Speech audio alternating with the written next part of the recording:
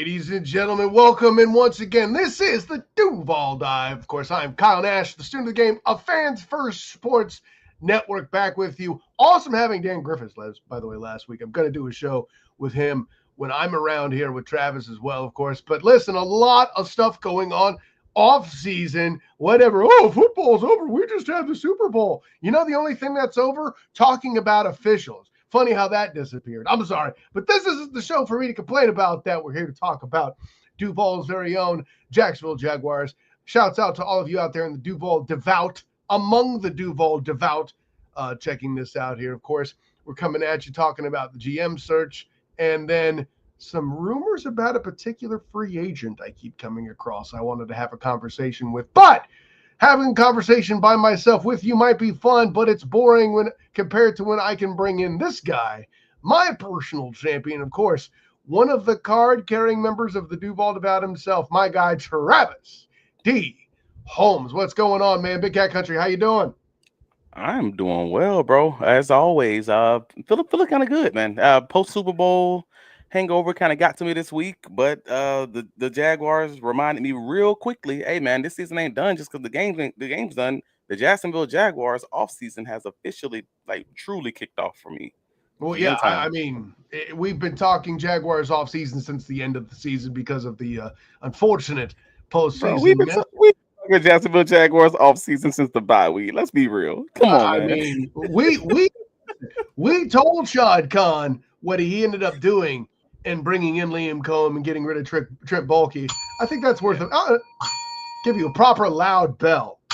There we go. Okay. So with all that being said, the reason why we mentioned Liam Coen at this point here is because the GM search is underway. You actually did a piece on that here on the Duval Dive YouTube channel. If you guys can like and subscribe that, by the way. Also on Big Cat Country, you wrote a piece about that. Check that out. Of course, he, being Liam Coen, has built his head coaching or his assistant coaching staff at this point here. So this is something that we've been waiting to complete. It's been done. It's been had. And I want to ask you a very clear question. I know you're probably going to have an in-depth answer that I don't, but who among the assistant coaches is your favorite hire? Ooh, among. So that gives me all the options. I like options. This is good. Options.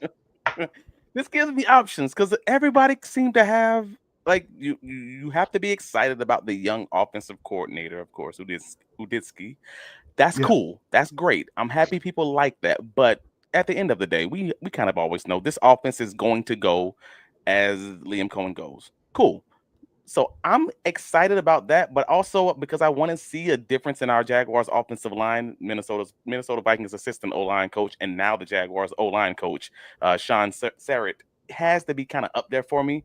Hey man, the man had 9 years under Mike Tomlin, 3 years with the Chargers, and one in this past year with Kevin O'Connell with the Vikings. And he's 45 years old with 21 years experience. That speaks volumes to me. Mm-hmm. Anybody with that much experience on this young coaching staff, I'm going to clap my hands. I'm going to give them props on that. I think that's going to definitely put them up there. Additionally, the wide receiver coach, Jacksonville Jaguars, Duval native, Edgar Bennett, 55 years old, 20 years of coaching. Again, I'm going to be up here on those guys with that experience under their belt. And again, he's from Jacksonville, Lee High School, FSU, in-state college. I'm here for all of that, and he's been with the Las Vegas Raiders for the last 7 years. Jacoby Myers just had a great season, a career high season in receptions and his first 1,000-yard season this past year. Another guy who's up there. So those are my two. They make my top three for sure if you're talking on this coaching staff. But number one, I'm sorry I'm biased. You guys know I'm biased. Well, we knew you were picking someone on defense. You ain't got to waste the time with the precursor. I don't give a damn. I don't give a damn. I'm going to be honest with you. Hey, man, Ron Millis, the defensive backs coach. Hey, man, he might be a 6-1. Don't matter. Is he a DB? Is he coaching DBs? And does he have a resume that says he should absolutely be a top defensive back coach in the league? I absolutely think so. The man's 61 years old, 31 years of coaching. But you know what? That man's coached Champ Bailey, Brian Dawkins, Darren James, Casey Hayward, Desmond King, Kenny Moore II, Trevon Moehrig, and Julian Blackmon. Boy, if you ain't telling me that ain't a list of guys that to have under your belt as a defensive back coach, give me all of that. Give me more. Come All on. Yeah, the things. That's kind of the theme today, right? hey, bro. I'm here for whatever he is going to do with that Jacksonville Jaguars the secondary, and is absolutely needed. Please give me all of it. Come on. I mean, well, I would argue too that among the defensive backs, in particular, that's the hardest job, right? I feel like Yep. You're already on board. I like it. I already feel like, I don't want to say turnover, but I guess that's the direction we're going to go. Like, I feel like the most turnover is going to be at that spot. Like, we're already talking about Andre Cisco, him being a free agent. Will Ronald Darby still even be in the building? What's going on with Denard Savage? You're, of course, continuing to develop Jarian Jones. Tyson Campbell, he's not turnover, but he's going to be missing for however much time you have to assume, right? I mean, I don't mean to evoke Kevin Durant's name here, but I think it's appropriate, you know. So yeah, I would argue he has the toughest job among them, sure, and that's a hell of a list that you drop of his former coach, Coach E's pupils, if you will. Feels weird calling grown men pupils, but you get where I'm going. Yes. See, I'm going to make this far more vanilla, and Okay. and the reason why I like it, it's not every year you get the opportunity to steal from a team that amassed 14 wins. Okay. But the fact that Grant Dinsky is in the building is a big win for Coen. And let's be honest, it's sort of a lateral move. When I kind of think about what the gain is, why would you do this? But then again, if you successfully rebuild the Jacksonville Jaguars, you can get a head coaching job wherever you want in the future. Maybe, I don't know, maybe he's holding out for Andy Reid's retirement to take that job, which would probably be the most coveted in the NFL when it comes open in 2 or 3 years. That's a separate conversation. But I feel like the reason why I like that so much is, okay, first of all, people are already excited about Liam Coen for what reason? Obviously, offensive mind and scheming and all that. But first and foremost, revitalizing one Baker Mayfield. Okay. Yes. I would have never thought he did this well. Did I think he was a good patchwork quarterback? Yes. Did I think Tampa made a mistake to sign him to what they did? Yes. Did Liam Coen put together an offense that helped make him shine, albeit with players of talent around him? Yes. But, and I think you've cited this, we both cited this both on FFSN and Big Cat Country, that despite injuries to that same Bucs offense, it's not like Baker Mayfield stopped being good. It's not like in Pittsburgh when George Pickens got hurt, Russell Carrington Wilson went straight to the trash, right? Yeah. Then pair Liam Coen with the revitalization of Sam Darnold. If you find one story this year that's more impressive of where the hell did that guy come from than Baker Mayfield, it's Sam Darnold. Oh, but Kyle, Joe Burrow was the comeback player of the year. Yeah, because of an injury. That's the award now. We don't have to talk about the media getting it wrong with DeMar Hamlin and Joe Flacco. I've screamed and yelled about taking the award away from a guy that literally died enough. But seeing what Udinski did with that offense, and by the way, even having to change out and replace a left tackle, right? We know about that deal. Cam Robinson's the one that left, right? Cam. Having to do that and still amassing 14 wins in what was clearly the toughest division in the NFC. It doesn't get much better than that, especially when you promise that the team's identity is still around Trevor. Go ahead, Travis.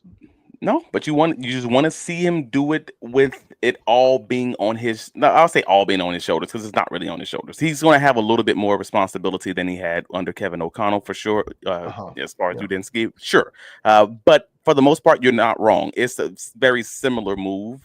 Are you saying that you will grant me that? I will grant. You see what I did there? Yeah. No, I got you. Now I'll give you that one. No, so absolutely is. In a lot of ways, it is a similar move with a little, maybe a small uptick in responsibility as far as that piece is concerned. Maybe he can get his name, known a little bit better, a little bit faster because of his limited career. I mean, again, the man's like 29 years old. Yeah. So I get that. He goes from a Minnesota Vikings offense that's going to now finally be exploding to a Jacksonville Jaguars offense that can immediately explode. All of a sudden, this man could be a 30-year-old, like, legitimate head coach option. And I say that in just 2 years, 1 year seems a little much, but 2 years, if he can do that in Jacksonville under Liam Coen, he can kind of prop himself up and set himself up for a really quick, ascension in the NFL circles. Like, I that's mean, pretty dope. Sean McVay stuff is on the table here. I felt compelled to mention that because I'm dressed in my shirt and tie. I'm going to be headed to UCF shortly with former Sean McVay, a member of the Sean McVay coaching tree, Scott Frost. As he does his coaching media day here, I'll be with the black and gold banneret talking to him and his new coaching staff. Coaching staffs everywhere, Travis D. Holmes. So, well, they already see he has that Sean McVay type. He has that Sean McVay the thing to him where he kind of has a photographic memory. The Minnesota Star Tribune had the article that was from November of this year that kind of discussed that. Mia O'Brien talked about it not too long ago, a few weeks ago. Great, Mia O'Brien gets a bell. Hold on. Continue. Yeah, so the fact that he has that photographic memory already just is like, all right, cool. He has that LaShawn McVay thing going. So if this team again ramps up and actually is successful on offense, I think that's all it takes. Yeah, no, I think that's a fantastic take by you. Moreover, it's the way that Coach Coen doubled down on Trevor and players not plays that makes me like that, right? Also, I think the story goes allegedly, and I forget the proper context, so if I'm stealing from somebody, my apologies. I'm not doing so intentionally. But I heard the story that among the several minds in the room, we're talking Zach Taylor, Kevin O'Connell, and others, Sean McVay pointed out Liam Coen as the offensive mind elite among his coaching tree, which I did hear the story. I just don't remember. Yeah. I also don't recall where it came from. But, I mean, that's certainly not a bad thing. Now, does that mean he's going to be here, managing and handling the head coaching duties appropriately? This is what we've seen, right? I feel like in a scenario where you have coaches this young, you got to give people a chance to learn on the job. Well, what's an example of where that's worked? May I introduce to you Nick Sirianni, okay? After winning a Super Bowl in year one, being in Philly is probably one of the worst places in the NFL to have expectations. He got rid, I shouldn't say he got rid, his former coordinators got jobs elsewhere, and then he struggled without them. Apparently learned his limitations, right? Grew as a coach, brought in new guys, and now he actually got the Lombardi Trophy raised, and Josh Sweat is a Super Bowl MVP. I said what I said, Travis. Don't correct me. So, but by the way, I'm going to do it real quick because it just happened. Listen, if T Weeks can put out an episode on Locked On Jaguars about how a Super Bowl with the Chiefs and Eagles impacts the Jags, I can ask you this question, okay? As a defensive player, sir, how on earth, in what world, on what planet, on what distant day am I the only one I know about that is outraged by the fact that no defensive player got an MVP? Well, that's a hard one because both sides of the ball did their thing, right? Like if we're talking specifically Philly, both sides, like the offense demolished Kansas City and the defense demolished Kansas City. Like both sides got smacked around equally rough to the point where it's an offensive league. All right, cool. Tie goes to the offense. Like that's kind of how that works in flag football. I don't know. Like that's kind of it. That was close enough that all right, cool. We're gonna give it to the quarterback. That's the guy that normally makes the plays and touches the ball every play, and they scored 40+ points. So what I hear you saying is it's a lazy thing to do. Okay, cool. By the way, absolutely, yes. The offense didn't score 40-something points. You have dissed your own defensive back brethren, and Cooper DeJean putting 7 of those humpy bumpies up there. See? You are correct. My bad. What are we doing? My bad. The other interception that your defensive back brethren secured, put them inside the 15. Yes, but if it was the same person that did it, maybe they would have been an MVP. But because it's two different people, now you're different. You're the one that's dreaming. You thinking the DB is going to be considered? Listen, I would love to see that world. It's not going to happen. If Aaron Charles Donald didn't win it over Cooper Kupp, I knew they were going to get this wrong last. Patrick LaVon Mahomes II had 32 32 first half yards, and they giving Yeah. it to Jalen Hurts. What are we doing? Anyways, I got that out of my system. I'm good. Jalen did his thing, man. Jalen, Oh, he did fine. He had a hold fine on. game. You know what, though? And the reason why I don't like that defense is I've actually voted for Jalen Hurts as an MVP. The All previous right. Super Bowl where he did it better, period. He was a Super Bowl MVP on the losing 2023. side. Yeah, 2023, yeah. exactly. And you can't do that. They won't let you, but I would have if I could. And I'll leave it at that. 300 yards passing. Did a lot I more. don't, yeah, I didn't want to make this a Super Bowl show, but I fully agree with you, bro. The This is just a Philadelphia Super Eagles Bowl should have had segment. they should have had 2 Super Bowl championships in the past 3 years, and they probably would have if that field wasn't so wet. And the team that led the league and the team that led the league in sacks couldn't get any traction on the ground. It heavily impacted one team. It impacted both teams, but it impacted one team more than the other one since they didn't want to blitz. I don't know, man. Like they managed to hit Pat and mess up his ankle again, and you're here to tell me you got no. I don't know. Pat with this phony ankle injury. Sorry, I ain't gonna say phony, but with this ankle injury that was overblown. Don't hit me with that, man. I hear you though. Let me go. Here comes Hef. Jury duty for me. No, I mentioned this earlier, Hef. I actually have a press thing with the black and gold banneret talking to Coach Frost and his staff today. So, but we will end the coaching staff all around conversation and jump to this here. Yes, Lord. Travis, you are more in touch with the Duval Devout as a member of the brethren, the respected brethren therein. By the way, I hate that I constantly deliver bad news to not only the Duval Devout, but the sect among you that is known as the Travis Hunters. My articles tracking the mock drafts on the Fans First Sports Network. It's not looking good getting Travis Hunter. That's all I'm saying. But the chatter has started to come up, and I actually heard this on the 49ers side, believe it or not. Yeah. After Deebo Samuel was given permission to seek a trade. Yeah. One of the names, the primary name, I should say, of a team that's coming up is the Jacksonville Jaguars. What are your thoughts on, first of all, is this real in your mind? A, B, if he were added, how would you feel? I would feel I would feel a little down. I ain't gonna lie to you. I could easily say that, yeah, this is going to work great. But I think many people are looking at Deebo Samuel's name and not Deebo Samuel's game as of late. Whether you're talking his injuries, which have been piling up, or whether you're talking his actual play on the field, and as far as his stats have been, if you look at Deebo Samuel's stats after that one explosive season, it doesn't look the greatest. Like, and I'm not trying to be a box score watcher because, again, I've seen his games, and I think he's a quality athlete built on a quality team of athletes. That's cool. But is he the guy that you're going to be making a top 5 paid receiver? Oh, yeah. And hell no. Like, I don't see that happening. And that's kind of where we are right now. So, like, everybody wants Deebo because, I mean, let's be real. This is the offseason. We always want the whatever's new and out there that's a possibility for the Jaguars to grab. We're going to want to grab. But that don't mean he's going to actually have a role that I think is going to be, reasonable versus just going with the top one of the receiver options in this draft. That's kind of where my head's at anyways. What say you?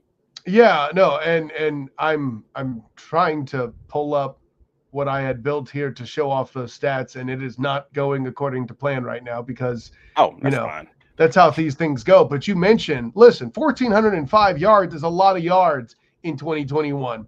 He hasn't broken 900 since, and I think the most significant thing, and you touched on it earlier, is he has not played a full slate of games, save that 2021 year.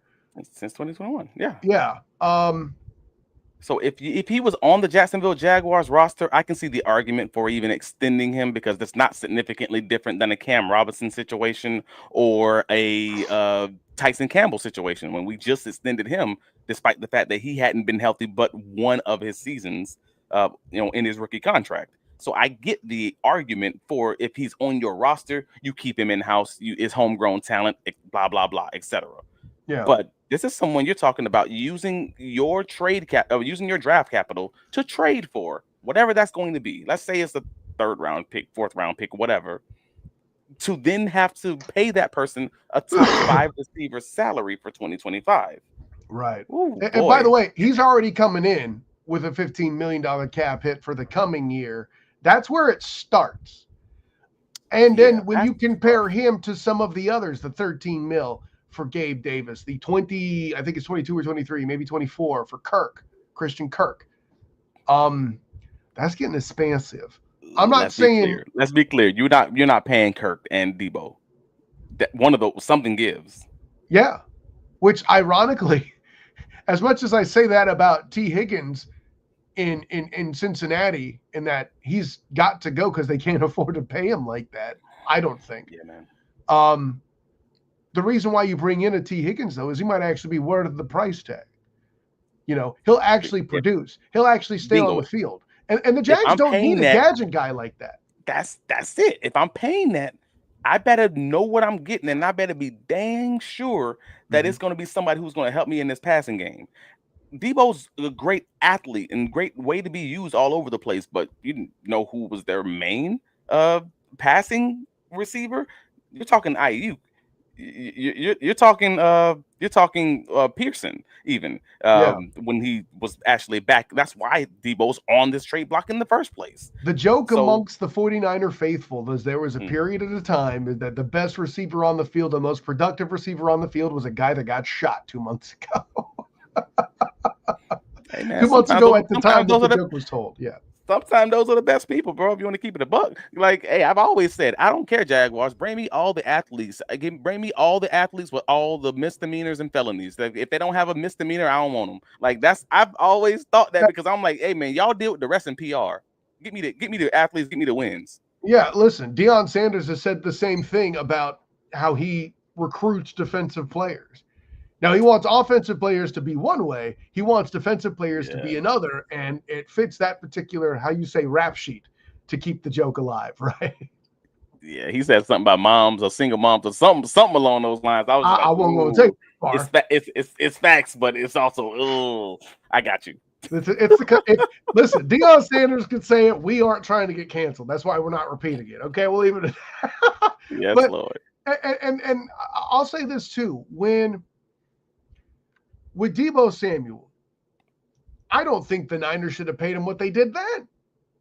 I agree. I thought they were going to trade him at that time. Yeah, exactly. The Jets were a big conversation, which, wow. So we don't have to talk about that. But and let's kind of play this out with the receiver core too, because you kind of knocked something loose in my head that I'm curious about, right? Okay. Christian Kirk's contract, this is his last year in it. For the most part, unless they restructure, yes. Right. Which, I mean, honestly, here's the reason why, and it's kind of a soft negotiation or a latent benefit, if you will, for lack of a better way to describe it. If Christian Kirk expires his contract in Jacksonville, when we go back to the negotiating table, theoretically, to talk to him, and I say we because I want him to stay here because he's awesome. He's a good human. And man in locker room. Man, listen, I love this guy. He was the first dude that I interviewed in the Jags locker room. Super cool dude. You would think because of his age and where he's at in his career, he might actually command smaller numbers and start to fit a role better and become a better value product moving on if he stays in Jacksonville. Is that insane for me to think? No, it's not insane if he's willing to mess with those numbers. And that's always what it comes down to. Because he's a favorite in Trevor Lawrence's household. We know that. Sure. the baby's godfather. All right, cool. Like, we know they are close. But we also just don't know if the numbers will work because, again, you're going to have to restructure and extend him to make that work as far as those numbers are concerned. But if he's more willing to be that non-number one, maybe even non-number two in some situations. Has he ever really been a number one other than by default? And by the way, this is not me disparaging his game. I just don't think he's that type of player. But my only issue with Christian is not the fact that he's not going to be a baller on the field. It's the fact that he limits the ability to move around Brian Thomas Jr. That was always been how I felt about it, because he's primarily a slot option. Well, Brian Thomas did some serious damage this past year. We talked about it in last week's Duval Dive with Dan Griffiths. How much damage Brian Thomas Jr. did out of the slot was insane. And the fact of the matter is, Christian Kirk is primarily a slot receiver option, while we also have a rookie contract, Parker Washington's just sitting over here, also able to play a little bit outside and also the slot.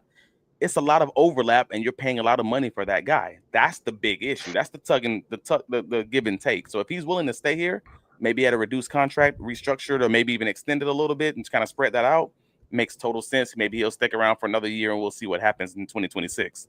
Otherwise, it ain't looking nice. It ain't looking good. I don't know what to tell you. I'll put it this way. I see a world. I think Parker Washington is expendable. I'm just going to leave with that. Okay. I know that you think he's expendable with Parker Washington. I don't. Wait, you said Christian Kirk is expendable. No, sorry, you said Parker Washington. Parker Washington is expendable. Oh Lord. Okay, let's hear this. I don't listen. I have as much fun as anybody, except maybe my former editor at Jaguars on SI, John Shipley. But I'm pretty sure he wrote him in on his presidential ballot too while we're having the conversation. I'm just throwing it out there. If the election was during the summer, you're damn right he would have. But I'm terrible. But I think Parker Washington's expendable. He's good. I don't know that you bet the farm on keeping him, right? Also, sure. There's another, as you describe it, with BTJ on the other side. We all know he's the future and he's the number one. And by the way, I reserve the right to pull what I'm about to say in the event that the Jags draft Ted McMillan at 5. More on that later, I'm sure, at some point throughout this offseason. All right. That's actually come up on a mock draft that I've covered on Fans First Sports Network. But anyways, I think it was the CBS guys that did it. But so you got Parker Washington, who has 2 years left under his contract, and you think he could potentially be expendable.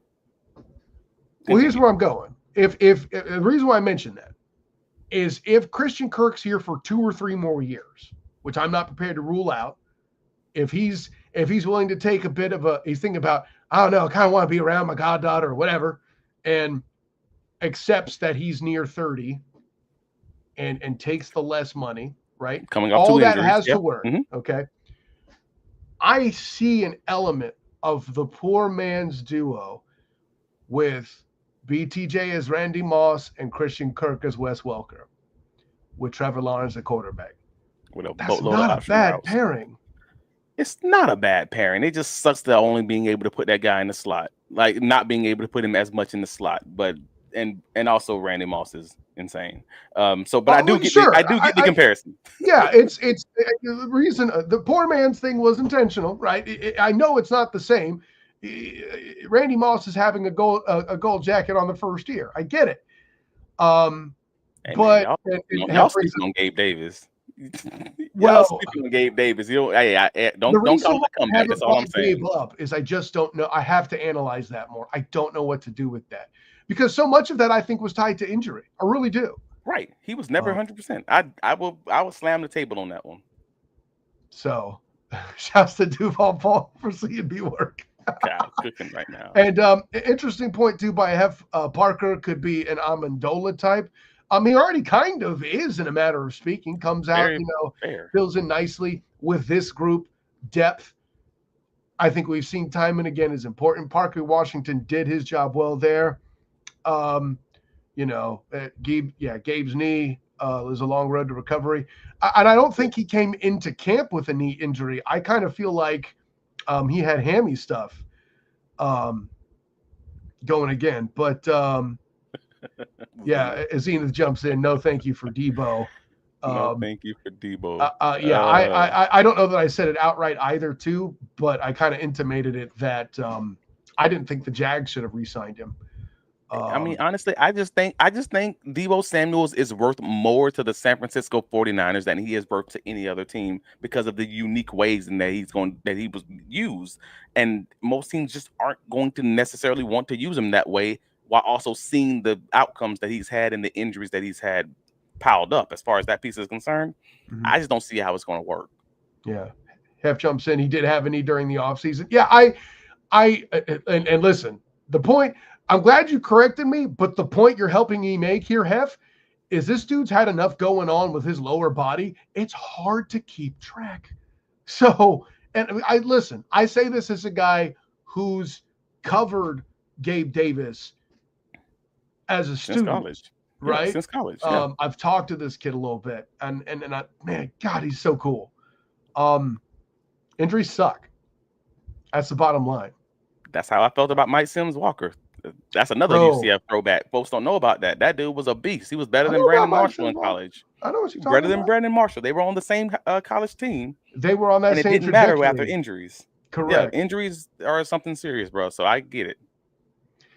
Well, I think that'll do it for today, my friends. Travis, what do you got? You got something else? One more thing. I got nothing other than just, hey, take a look at BigCatCountry.com. We have the general manager trackers talking about all the interviews that are set up this week. We did a video yesterday afternoon.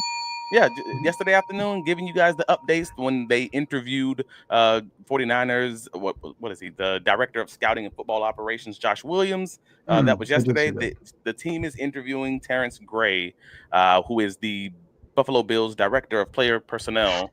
That is today, Wednesday, as you're listening to this, with Ian Cunningham, the Bears assistant general manager, scheduled for Friday.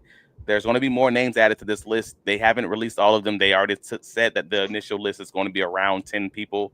We only know of the 3 as of this recording. So stay tuned. We will keep you guys updated here. Again, Fans First Sports Network, the Duval Dive, and also BigCatCountry.com. And, Kyle's going to have you covered with any outcomes that he's going to have. Absolutely. Sports Network. Come on. Absolutely. And by the way, Josina Anderson had hinted today on Twitter that they're looking at a former NFL.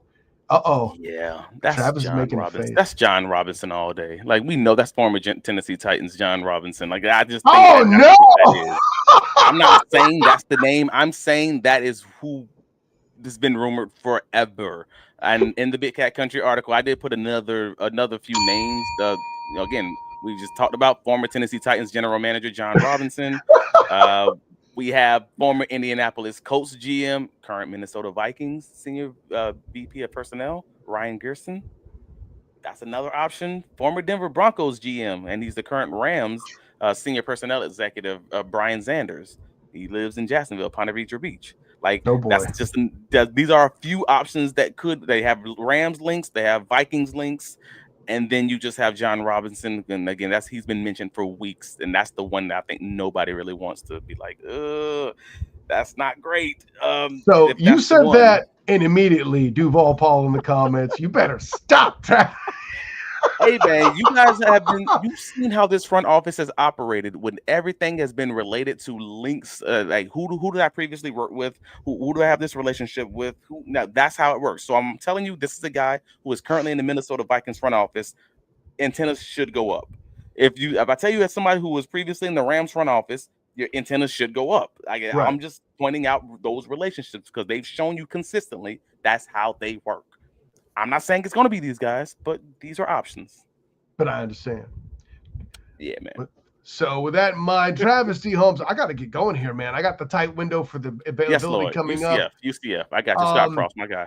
Yeah, thank you in the comments for once again. Like I said, I'd hang out with you more normally, but I do have a tight window. Travis dropped all your social stuff. Yeah. Travis D. Holmes on Blue Sky, Travis D. Holmes on X, BigCatCountry.com. We would have you covered. And you, sir. Of course, I'm Kyle Nash, the student of the game. You can find me on Twitter, Instagram, Threads, and Blue Sky at the SOTG. I mean, I'm on Spill too if you really want to mess with it, but that's a whole other question. That's why you invited to the barbecue. You get the honorary pass, but still, if y'all don't know about Spill Bob, that's that other app for the people. And of course, you can find my work on Fans First Sports Network covering the Orlando Magic and the Jacksonville Jaguars. As a student of the game, also on Facebook.